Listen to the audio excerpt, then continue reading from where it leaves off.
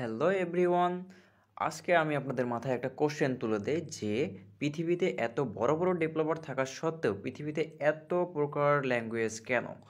যেমন Python, Java, JavaScript, C plus plus, এত পরিমাণ ল্যাঙ্গুয়েজ কেন? এত বড় বড় পৃথিবীতে ডেভেলপার তারা চাইলে তো একটিমাত্র প্রোগ্রামিং ল্যাঙ্গুয়েজ তৈরি করতে পারতো, যেটা দিয়ে আমরা সম্পূর্ণ সব কাজ করতে পারতাম। আমরা সেটা ওয়েবেও ব্যবহার করতে পারতাম, অ্যান্ড্রয়েডে ব্যবহার করতে পারতাম, কিন্তু সেটা নয়। এক একটা কাজে এক এক রকম প্রোগ্রামিং কেন ল্যাঙ্গুয়েজ ব্যবহার করা হয়? আজকে চলুন আপনাদের এই কোশ্চেনের অ্যান্সার দিয়ে দেব। আপনি ধরুন একটা জিনিস চিন্তা করেন যে আপনি একটা ঘর তৈরি করবেন, সেখানে কি শুধুমাত্র একটি জিনিস দিয়েই সম্পূর্ণ ঘরটিকে তৈরি করতে পারবেন? কখনোই না। এবং কি এই সম্পূর্ণ ঘরটিকে তৈরি করতে গেলে অবশ্যই কিন্তু আপনাকে যেমন দা লাগবে, করাত লাগবে, পেরেক লাগবে, বিভিন্ন ধরনের যন্ত্রপাতি লাগবে। সম্পূর্ণ এই জিনিসপত্রর মাধ্যমেই কিন্তু আপনি একটা সম্পূর্ণ ঘর তৈরি করতে পারবেন। এখন এই সম্পূর্ণ ঘর তৈরি করতে আপনার যে জিনিসপত্রগুলো লেগেছে এগুলোর মধ্য থেকে আপনি কি কখনো বলতে পারবেন যে আপনার মধ্যে কোন জিনিসটাই বেস্ট, বা কোন যন্ত্রটাই বেস্ট ছিল, বা কোন যন্ত্রটাই দিয়ে আপনি সম্পূর্ণ ঘর তৈরি করতে পারবেন? সেটা আসলে কখনো সম্ভব হয়ে ওঠে না।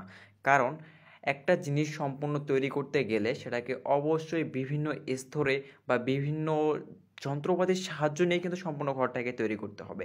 প্রোগ্রামিং ল্যাঙ্গুয়েজের ক্ষেত্রেও সেম কাহিনী, যে একটি মাত্র প্রোগ্রামিং ল্যাঙ্গুয়েজকে আপনি কখনো বেস্ট বলতে পারবেন না। এক একটা প্রোগ্রামিং ল্যাঙ্গুয়েজ এক এক ক্ষেত্রে ব্যবহার করা হয়, এবং কি নিত্য নতুন আপডেট আসার কারণে এই প্রোগ্রামিং ল্যাঙ্গুয়েজগুলো দিয়ে বিভিন্নভাবে আরও সামনে ভালো কিছু করা যাচ্ছে। এক একটি প্রোগ্রামিং ল্যাঙ্গুয়েজ এক এক ক্ষেত্রে ব্যবহার করা হয়। একটি প্রোগ্রামিং ল্যাঙ্গুয়েজ দিয়ে হয়তো আপনি অন্য একটি কাজ করতে পারবেন, সেটা জোর করে বা এত পরিমাণ হিজিবিজি হবে যে আপনার কোড হয়তো কেউ বুঝবে না, বা খুব কঠিন হয়ে যাবে কাজগুলো করা একটিমাত্র প্রোগ্রামিং ল্যাঙ্গুয়েজ দিয়ে। কিন্তু আপনি যখন ওই কাজটি অন্য কোনো প্রোগ্রামিং ল্যাঙ্গুয়েজ দিয়ে করবেন, তখন হয়তো দেখবেন যে অনেক সহজ হয়ে যাবে, বিষয়টা অনেক ছোট হয়ে যাবে, টাইম কম লাগবে। আশা করি যে আপনি আপনার অ্যান্সার পেয়ে গেছেন। আমাদের সাথেই থাকুন, দেখা হবে আবারও নেক্সট কোনো ভিডিও নিয়ে। খোদা হাফেজ।